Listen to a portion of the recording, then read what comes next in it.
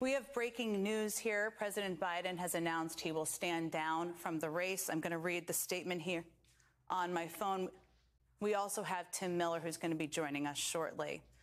My fellow Americans, over the past 3.5 years, we have made great progress as a nation. Today, America has the strongest economy in the world. We've made historic investments in rebuilding our nation, in lowering prescription drug costs for seniors, and in expanding affordable health care to a record number of Americans.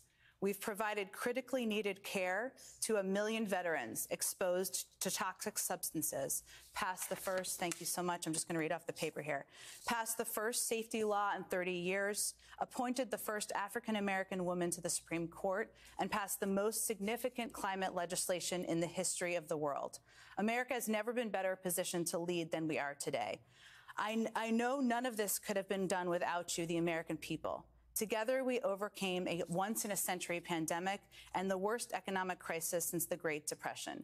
We've protected and preserved our democracy, and we've revitalized and strengthened our alliances around the world. It has been the greatest honor of my life to serve as your president, and while it has been my intention to seek re-election, I believe it is the best interest of my party and the country for me to stand down and to focus solely on fulfilling my duties as president for the remainder of my term. I will speak to the nation later this week in more detail about my decision.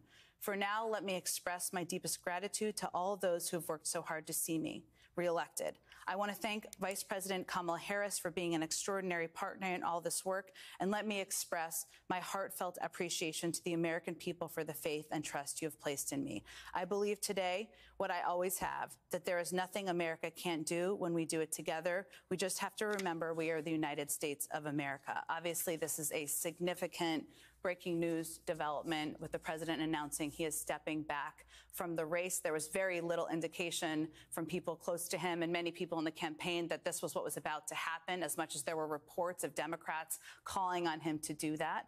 What's interesting in this, I will note, and then we're going to bring Tim Miller in, is that he does not endorse the vice president in this statement. We'll see what he says later this week. And I know there's going to be a lot of reactions from people coming in as this statement was just put out by the White House.